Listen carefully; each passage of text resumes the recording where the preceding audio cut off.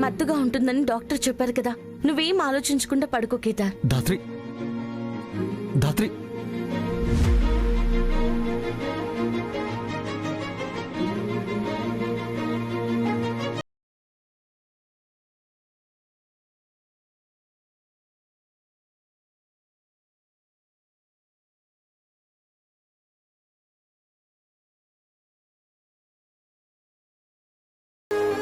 నాన్నని చూశానమ్మా, నేను నాన్నని చూశాను.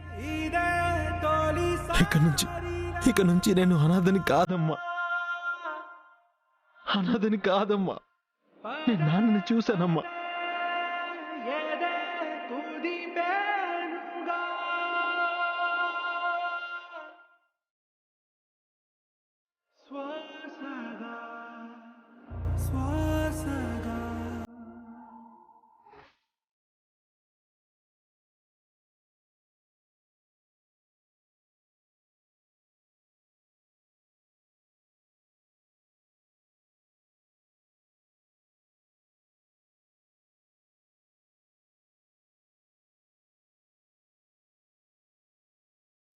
లోపలికి రండి. అంత ఈజీగా లోపలికి ఎంట్రీ దొరకదు. పేర్లు చెప్పి లోపలికి రండి యువరాజు గారు. నేను నా వైఫ్ నిషిక వచ్చాం, లోపలికి రానివ్వండి. నెక్స్ట్ నువ్వే నిషి. నేను మా ఆయన యువరాజు వచ్చాం, ఇంట్లోకి రానివ్వండి. ఇప్పుడు లోపలికి రండి.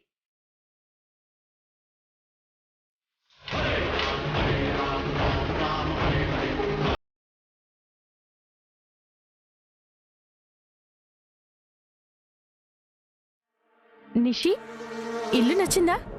వజ్రపాటి ఇల్లంటే ఒక రేంజ్లో ఉంటుందనుకున్నాను, కానీ పేర్లో ఉన్నంత గొప్ప స్టేటస్లో ఉన్నట్టు లేదు.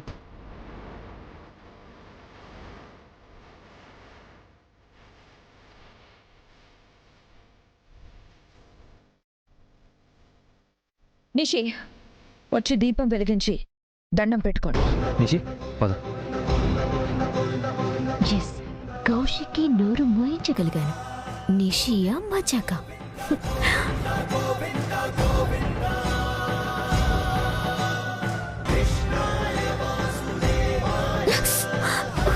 నిషిక, ఏంటిదినా? ఒత్తి సరిగ్గా పెట్టండి మీరు, నా మీద తెరుస్తున్నారేంటి? చూడండి, చెయ్యి కూడా కాలింది.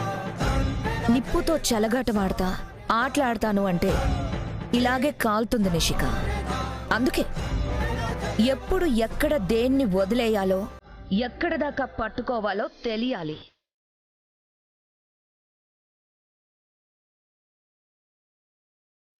అక్క, నేను హెల్ప్ చేస్తాను.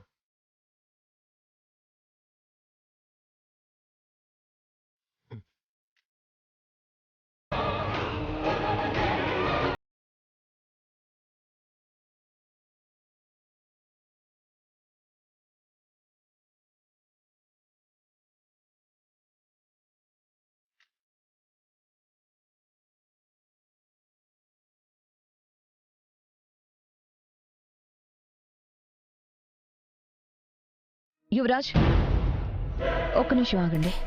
పిన్ని, గిఫ్ట్. తెస్తా కౌశికి. ఇండైరెక్ట్ గా నీతో పెట్టుకోవద్దని బానే చెప్పావుదినా, కానీ ఇంటి పెత్తనం నా చేతికొచ్చేదాకా నీతో నా పోరు ఆగదు. కౌశికి, నీ చేత్తో ఇయ్యే.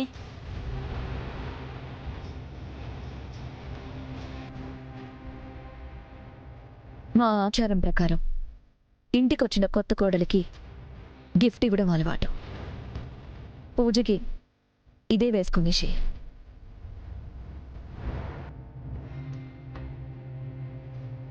ఎవరిని అడిగి ఈ నెక్లెస్ ని సెలెక్ట్ చేశారు?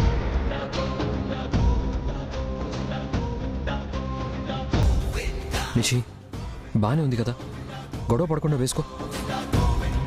మీ అక్క కోసం మీకు నచ్చనివి మీరు వేసుకుంటారేమో, కానీ నాకు నచ్చనివి నా ఒంటి మీద కూడా పెట్టను. చెప్పండి వదినా, గిఫ్ట్ నాకైనప్పుడు నన్నడిగే కదా కొనాలి. నేనేమైనా పిల్లల తల్లినా ఇలాంటి ఓల్డ్ ఫ్యాషన్ వేసుకోవటానికి? అరే, ఒక మనిషికి గిఫ్ట్ ఇస్తున్నప్పుడు వాళ్ళ ఇష్టాలేంటి, ఇది వాళ్ళకి సూట్ అవుతుందా లేదా అని ఆలోచించరా?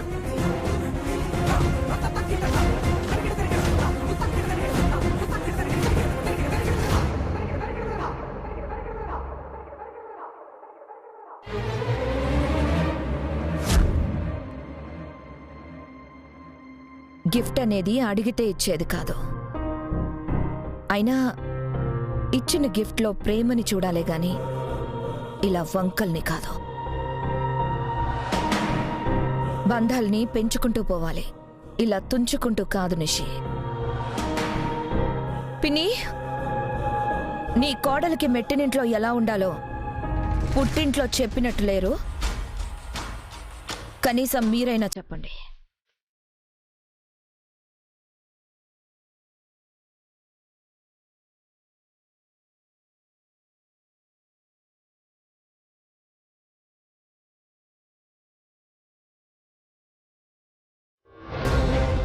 నేనిప్పుడు ఏమన్నానత్తయ్య? వదిన అలా మాట్లాడుతుంది. అయినా నచ్చనిది నచ్చలేదని చెప్పడం కూడా తప్పేనా? ఇంటికి కొత్తగా వచ్చిండావు కదా, ఇక్కడ పద్ధతిలో నీకింక సరిగా అర్థమైనట్టు లేదు. ఇంటికి పెద్దగా కౌశిక్ చేసింది ఎవరు తప్పు పట్టరు, తప్పని కూడా ఎవరు చెప్పరు. నువ్వు కూడా అదే అలవాటు చేసుకో. అది కదత్తయ్య. అబ్బా నిషి, ప్లీజ్ ఇలా అయిన దానికి కాని దానికి మా అక్కతో గొడవ పెట్టుకోకు. లేదు నేను పెట్టుకుంటాను అంటే నష్టపోయేది నువ్వే.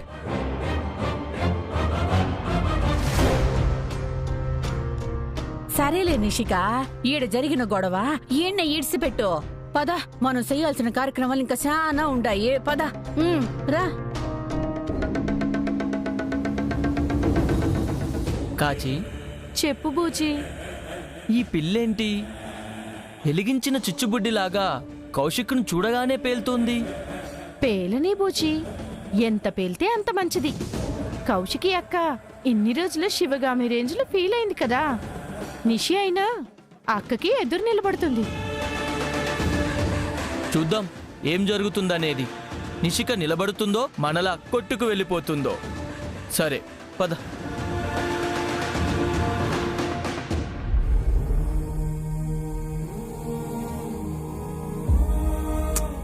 కేదార్ లేచాడో లేదు. లేచాక టాబ్లెట్ ఇవ్వాలి. త్వరగా ప్యాక్ చేసి వెళ్దాం.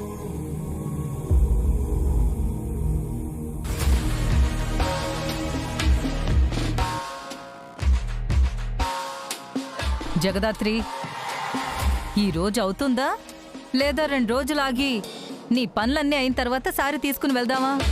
10 నిమిషాలు అయిపోతుంది పిన్ని. ఏమవుతుందో ఏమో. పిన్ని, ఏంటి? నిషి అత్తారింట్లో కోరి సమస్యలు తెచ్చుకుంటుందేమో అని భయంగా ఉంది పిన్ని. అంటే ఇప్పుడు నా కూతురు అత్తారింట్లో ఎలా ఉండాలో నీ దగ్గర నేర్చుకుని మరీ కాపురానికి వెళ్ళాలా? నేను అలా అనలేదు పిన్ని. మరి ఎలా అన్నావు? నా కూతురు వజ్రపాటి సామ్రాజ్యానికి కోడలు. అది ఎలా ఉండాలో ఉండకూడదో నీ దగ్గర నేర్చుకోవాలా? ఓహో, నీ బాధ నీ ఫ్రెండ్ కౌశికిని అన్నదనా? కాదు పిన్ని, నా బాధ నిషి పంతానికి పోయి సమస్యని పెద్ద చేసుకుంటుందేమో అని. అది దాని బతుకు. అయినా దాని బతుకుని ఏం చేసుకుంటే నీకెందుకు? అయినా సమస్య నా కూతురికి కాదు, నీ ఫ్రెండ్ కౌశికి. ఆవిడ గారి పెత్తనం ఎక్కువ రోజులు సాగదు. ఇప్పుడు ఆ ఇంటి కోడలు నిషిక వజ్రపాటి.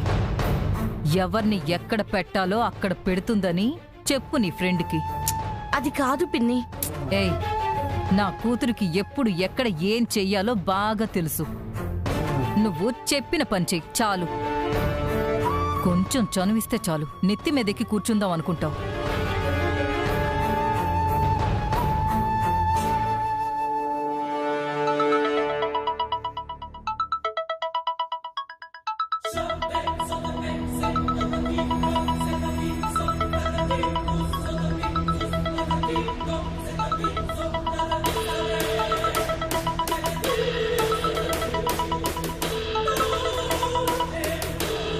జై హింద్ సార్. జై హింద్. ఈ మాట చెప్పే రోజు వస్తుందని నేను ఎప్పుడు అనుకోలేదు జేడి. I'm disappointed. చాలా నిరాశపరిచావు. చేతికి దొరికిన వాడిని వదిలిపెట్టడం ఏంటి జేడి? సారీ సార్, నేను కేడి చాలా ట్రై చేశాం కానీ తప్పించుకున్నాడు. పైనుంచి నాకు ప్రెజర్ పెరిగిపోతుంది జేడి. మీనాని మిస్ చేయడం, రామస్వామి నోరు తెరవకపోవడం గురించి అడుగుతున్నారు. ఈ టీంను వదిలిపెట్టి కొత్త టీంని తీసుకోమని ప్రెజర్ పెడుతున్నారు. ప్లీజ్ సార్, ఈ కేసులో మూమెంట్ నేను చూపిస్తాను సార్. ప్లీజ్, నాకు ఈ కేసు ఎంత ఇంపార్టెంటో మీకు తెలుసు. మీనని పట్టుకునే ఛాన్స్ 1% ఉన్నా నేను వదలను. అది మీకు కూడా తెలుసు కదా sir. Yeah, I know JD. సరే, పై వాళ్ళతో నేను మాట్లాడతాను. బట్ ఇలా ఇంకోసారి జరగకుండా చూసుకో. Thank you sir. కేడీకి ఎలా ఉంది? బానే ఉంది sir. Take care of him. Okay sir. జై హింద్.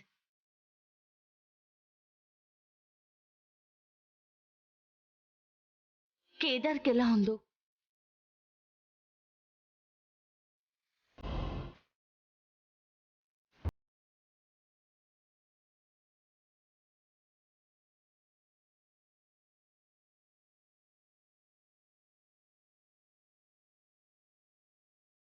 ఏంటి కౌశికి, వారం 10 రోజులుగా పెళ్లి పనులు చేస్తూనే ఉన్నావు.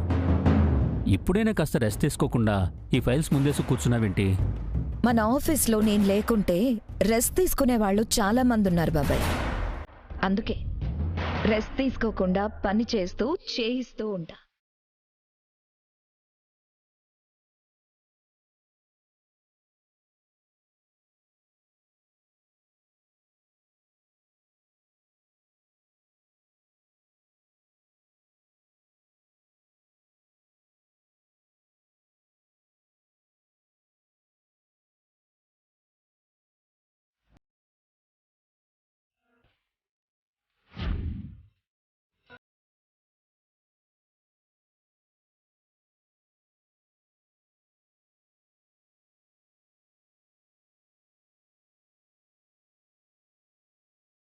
మావయ్య గారంటే నాన్నగారితో సమానం నిషిక. మర్యాద లేకుండా ఏంటిది? మీరేం మాట్లాడుతున్నారో నాకేం అర్థం కావట్లేదు వదినా.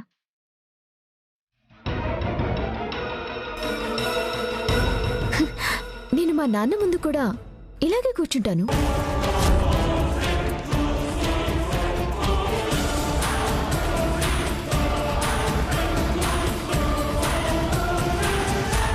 Salsa, not flamenco, my brother. Do you know not to?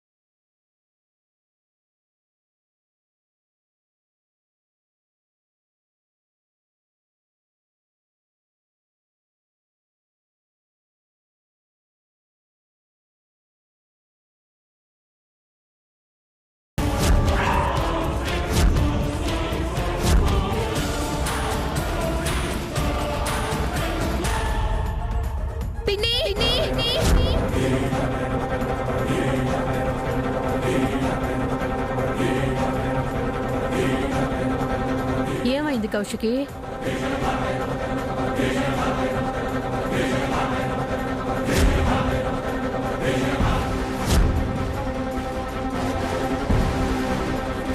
పెద్దవాళ్ల ముందు ఎలా కూర్చోవాలో, వాళ్లతో ఎలా మాట్లాడాలి అన్న సంస్కారం కూడా తెలియదనుకుంటా. కొంచెం నేర్పండి. ఎవరికి నచ్చినట్టు వాళ్ళు ఉండడానికి ఇది సత్రం కాదు, ఇల్లు. నిబంధనలు పెట్టుకుంటేనే నడవడిక కరెక్ట్గా ఉంటుంది. నే చెప్తాలే కౌశికి, మీరు పని చూసుకోండి. పద నిషి. అది కదత్తయ్య. ఈడేం మాట్లాడుకో, పద రా. నగరంలో పెరిగిపోతున్న ఇల్లీగల్ పనులు.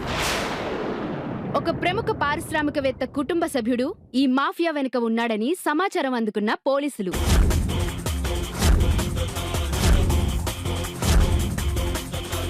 నిజాలు చెప్పాల్సిన న్యూస్ ఛానల్సే నిజాలని పాతేస్తున్నారని, తప్పు చేసిన తమ కుటుంబ సభ్యుడిని కాపాడుకుంటున్నారని సమాచారం ఉంది.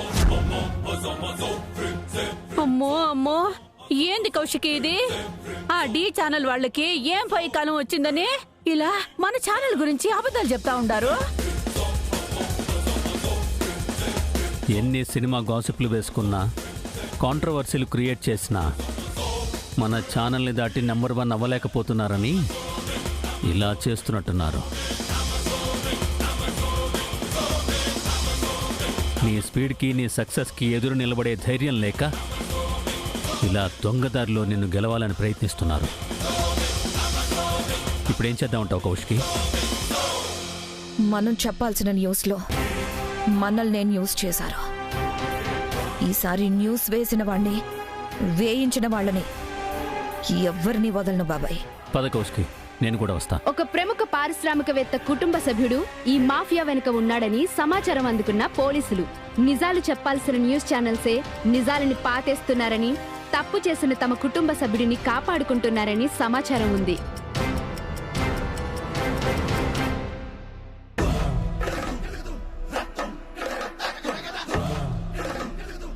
నైట్ అంతా నీరసంగా ఉన్నాడు. ఇంత పొద్దున్నే ఎక్కడికి వెళ్ళాడు? బ్రేక్ఫాస్ట్ చేయడానికి ఏమైనా వెళ్ళాడా? ఒకసారి కాల్ చేద్దాం.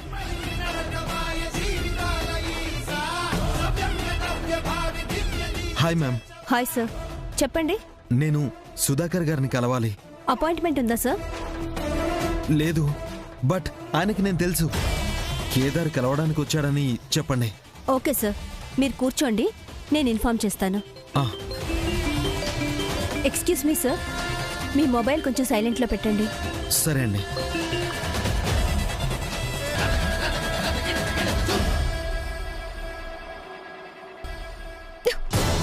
What the hell is happening in the office అండి? మిమ్మల్ని నమ్మి ఒక్క రోజు నేను వెళ్తే ఇంత న్యూసెన్స్ జరిగినా ఏమీ చేయలేకపోయారు. వాళ్ళు మాట్లాడింది నా తమ్ముడు గురించే అని అందరికీ తెలుసు. అయినా మనం ఏ యాక్షన్ తీసుకోలేదు, అంతే కదా? కౌశికి, నువ్వు ఇక్కడే ఉండు, నేను వెళ్ళి మినిస్టర్ గారితో మాట్లాడతాను. ఓకే బాబాయ్.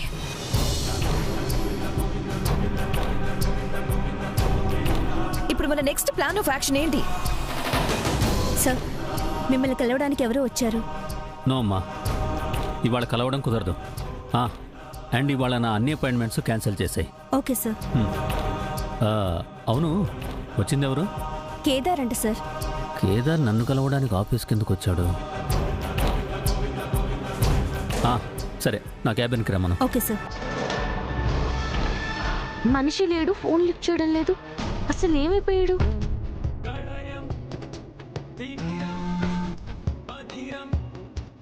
హలో కేదార్, ఎక్కడున్నావు? అసలు ఏమైపోయావు? ఫోన్ కూడా లిఫ్ట్ చేయకుంటే ఎంత కంగారు పడ్డానో తెలుసా? ధాత్రి, నేను ఒకరిని కలవడానికి వచ్చాను. ఎవరినో చెప్తే నువ్వు ఆనందంతో గంతులేస్తావు. అవునా? ఎవరిని కలవడానికి వెళ్ళావు? అది నేను. సార్ మిమ్మల్ని రమ్మంటున్నారు. సరే అండి. ధాత్రి, నేను ఫ్రీ అవగానే కాల్ చేస్తాను. గుడ్ న్యూస్ చెప్తానే. బాయ్. హలో. ఏంటి గుడ్ న్యూస్ అంటున్నాడు? చాలా హ్యాపీగా ఉన్నాడు. ఏమై ఉంటుంది?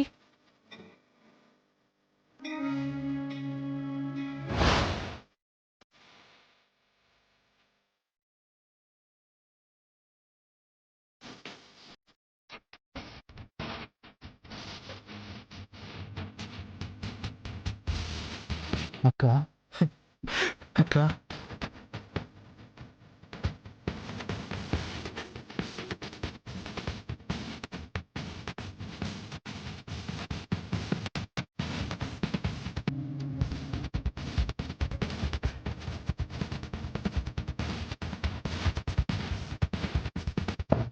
కమెన్. ఓ సరే, మినిస్టర్ గారు ఫ్రీ అవగానే నాకు కాల్ చేయమని చెప్పు రఘు. ఓకే.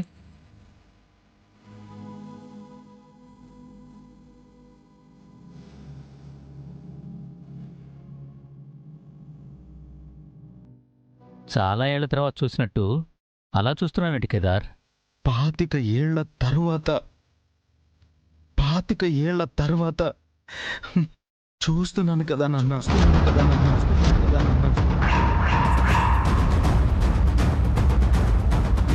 నాన్న అవును నాన్న, నేను నీ కొడుకు కేదార్ని. 25 ఏళ్ల మీ అజ్ఞాతవాసానికి ఈరోజు తెరపడింది నాన్న.